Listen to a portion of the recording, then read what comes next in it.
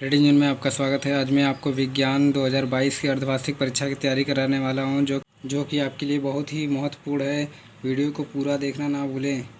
खंड क का पहला क्वेश्चन है, वायु के सापेक्ष माध्यम का अपवर्तनांक अधिकतम होता है। तो पहला है जल, दूसरा है हीरा, तीसरा है कांच और चौथा है तारपीन का तेल। तो इसका जो सही आंसर है बच्चों वो हीरा है। ठीक है। दूसरा क्वेश्चन है, निकट दृष्टि दोष के निवारण के लिए चश्मे में प्रयुक्त करना चाहिए।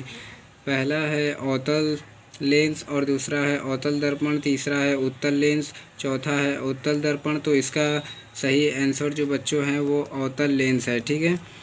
इसमें निकट दृष्टि दोष के निवारण के लिए आपको अवतल लेंस की ज़रूरत होती है। ठीक है। तीसरा क्वेश्चन कह रहा है चुंबकीय बल रेखाएं। चुंबकीय बल रेखाएं देखो बेटा एक दूसरे को कभी नहीं काटती हैं, इसलिए ये तीसरा वाला क्वेश्चन आपका सही होगा। ठीक है। अब चलते हैं चौथे क्वेश्चन पे, जो कि घ नंबर पे है। कह रहा है यदि फाई बराबर चुंबकीय फ्लक्स, बी बराबर चुंबकीय क्षेत्र की तीव्रता तथा ए बराबर अनुप्रस्थ प्रतिच्छेद का क्षेत्रफल, तो इनके बीच सही संबंध है। ये आपका दूसरा वाला सही है, फाई बराबर बी पाई ए। ठीक है। दूसरा का क पहला है अवतल दर्पण के मुख्य अक्ष पर ध्रुव से 30 सेमी की दूरी पर स्थित वस्तु का प्रतिबिंब वस्तु पर ही बनता है। दर्पण की फोकस दूरी क्या है?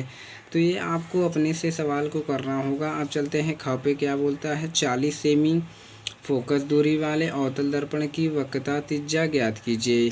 ये इसका एक सूत्र होता है F बराबर R/2। ठीक है। इससे आप लोग निकाल सकते हैं, बहुत सी आसानी से निकल जाएगा। ग पे बोल रहा है वाहनों में उत्तल दर्पण का उपयोग क्यों किया जाता है।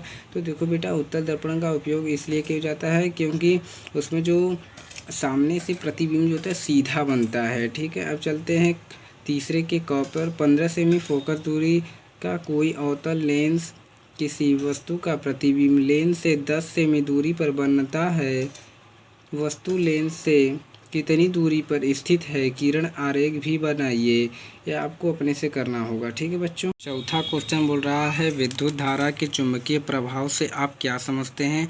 एक लंबे सीधे धारावाही चालक द्वारा उत्पन्न चुंबकीय क्षेत्र की तीव्रता किन किन बातों पर निर्भर करती है। चुंबकीय क्षेत्र की दिशा के लिए नियम लिखिए। ये आपको पढ़ना होगा, आपके स्कूलों में पढ़ाया जाएगा। ठीक है। अब बोल रहा है पांचवा क्वेश्चन की शुद्ध जल का पीएच मान कितना होता है। तो शुद्ध जल का पीएच मान 7 होता है बच्चों, ये रट लीजिएगा, एकदम एग्जाम में बहुत काम देगा। ख बोल रहा है अम्ल से हाइड्रोजन हटाने वाला धातु है, तो वो है Ag। ठीक है। Ag धातु है। ठीक है।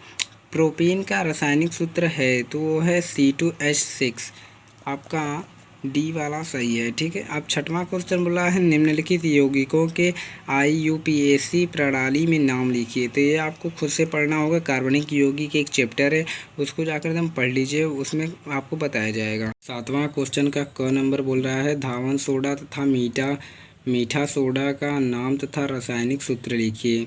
ये तो आप आसानी से लिख सकते हैं। अब ख पे चलते हैं, द्विस्थापन अभिक्रिया को उदाहरण देकर स्पष्ट कीजिए। ये भी जाकर पढ़ लीजिए, बहुत ही अच्छा है। आठवां का क नंबर बोला है संक्षारण क्या है, उदाहरण द्वारा समझाइए। जाकर पढ़ लीजिए, बहुत ही अच्छा है। ख पे चलते हैं, साबुनीकरण पर संक्षिप्त टिप्पणी लिखिए। ये भी लिख दीजिएगा, 2 नंबर का है, ज़्यादा नहीं, हिसाब से लिखिएगा, अच्छा नंबर मिलेगा, 2 नंबर पूरा मिलेगा। ठीक है। ग पे बोल रहा है आवर्त सारणी में आवर्त तथा समूह को परिभाषित कीजिए। पार्ट 2 में आपको बायो से रिलेटेड सारे क्वेश्चन पढ़ाए जाएंगे। ठीक है। धन्यवाद।